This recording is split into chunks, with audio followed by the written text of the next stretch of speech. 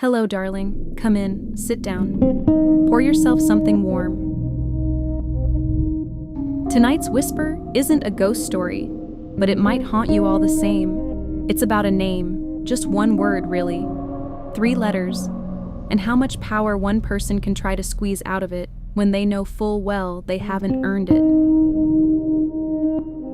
Our storyteller tonight is 18, a young man who lost his father far too young, and who's now being asked, no, pressured, to hand that title over to someone else entirely.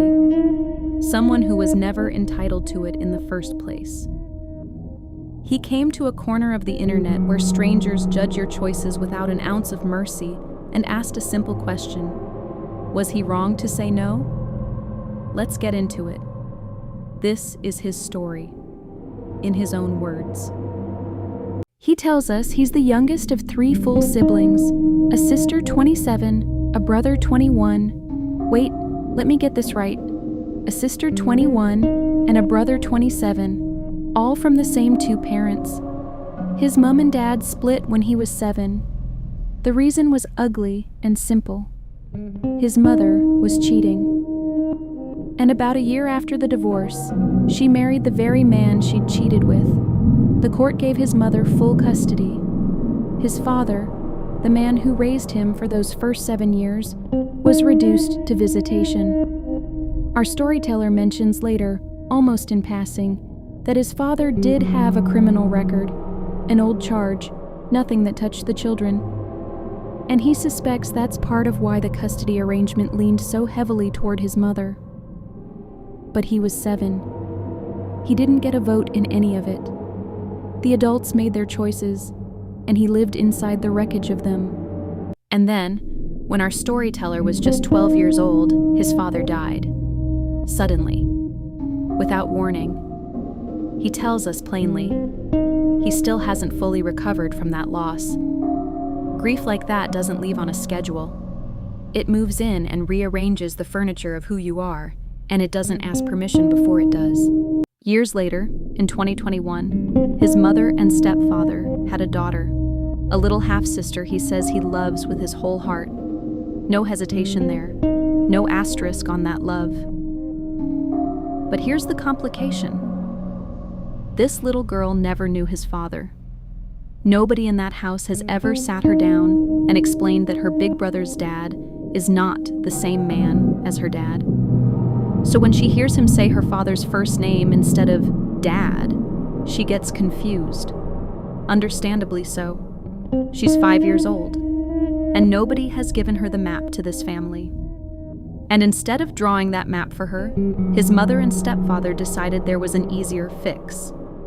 A few weeks ago, his stepfather sat him down and asked him to start calling him Dad. Not for himself, he claimed, for the sake of the little sister. Just to stop the confusion. Our storyteller said no, flatly, clearly, because he knows exactly who his father was, and it was never, ever this man. And that's when things turned. His stepfather got angry, told him it was for his sister, told him it wouldn't hurt him to just say the word because, and this is a direct quote that should make your skin crawl a little, he's the only man who has been raising him. Sit with that for a second. The only man who's been raising him. As if his real father simply wandered off. As if his absence was a choice, and not a tragedy that ripped through a 12-year-old boy's whole world. Our storyteller says he got furious at that. Because it wasn't his father's fault he wasn't there to raise him. His father didn't leave. He died. He said no again, and then his mother stepped in too, trying the same angle, which only escalated into another argument. He admits in his post that he could just suck it up. Just say the word around his little sister, smooth the whole thing over. But he doesn't want to. He can't bring himself to. And so he turned to the internet and asked the question so many of you already know the answer to. Was he the asshole for refusing to call his stepfather Dad now? Let Wren give you her take. This story is quiet on the surface. No shouting matches, no dramatic reveal, no smoking gun. But underneath it, there is something genuinely cruel happening. And it isn't coming from an 18-year-old boy holding a boundary. Here's what stood out to me. The excuse offered, that the little sister is too young to understand, doesn't hold up under its own weight. Because when our storyteller was 7 years old, nobody protected him from confusion. Nobody softened the blow when his parents' marriage shattered, when his home split in two, when visitation schedules replaced bedtime routines. He absorbed all of that at 7. But somehow at 5, his sister is too fragile for the sentence, "You and your brother have different dads?" What's genuinely sad here is that there is a real, gentle, honest solution sitting right in front of these parents, and they've chosen not to take it. Children understand more than adults give them credit for.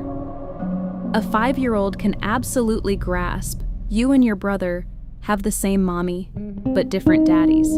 His daddy isn't here anymore, so that's why he says his name instead. That's it. That's the whole conversation. It doesn't require cruelty. It doesn't require the affair. It doesn't require anything ugly. It just requires 2 adults willing to have a slightly uncomfortable 5-minute talk instead of asking a grieving young man to bury his father a second time. And there's something else worth naming here, something our storyteller only hints at. He describes near constant conflict in that house, arguments almost daily. Police threatened more than once. An older brother who's cut contact with both parents entirely and only speaks to his younger siblings. That's not the backdrop of a family working through one awkward disagreement about a name. That's the backdrop of a home where a child has learned over and over that he isn't the one who's protected there. His sister gets shielded from every hard truth. He gets handed the hardest truths there are, at 7 and then again at 12, with no shielding at all. The unevenness of that isn't subtle, and it isn't new. This fight over a word is just the latest place it's surfaced. The comment section clocked this immediately.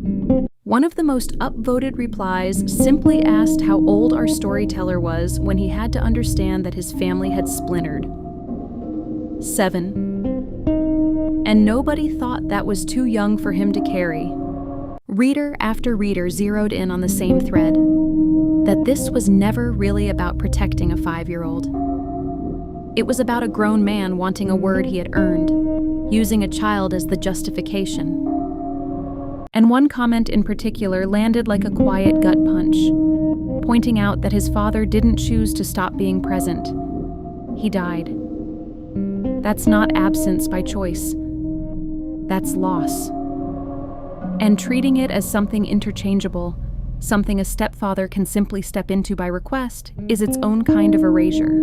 Other readers picked up on something our storyteller confirmed himself further down the thread, that his older brother and sister, both grown and living on their own, call their stepfather by his first name too.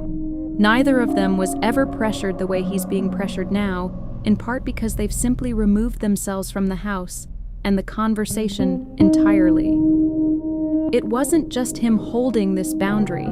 It was all 3 of his father's children. Every one of them. A few commenters tried to offer him a softer landing, gentle scripts he could use with his sister, ways to explain things without cruelty, without dragging the affair into it at all. One suggested simply telling her, warmly, that they have different daddies, and that his passed away before she was born. Simple. Honest. Not even slightly damaging to a 5-year-old's sense of safety.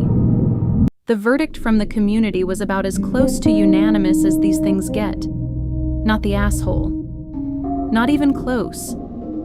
Because here's the truth, darling. Grief doesn't ask permission to stay, and love for a father who's gone doesn't get overwritten just because it would be more convenient for the people still living. Some titles are chosen, not assigned, not requested, chosen. That's tonight's whisper. If it stirred something in you, if you've ever had to protect a memory that other people found inconvenient, you're not alone in that. More whispers are coming.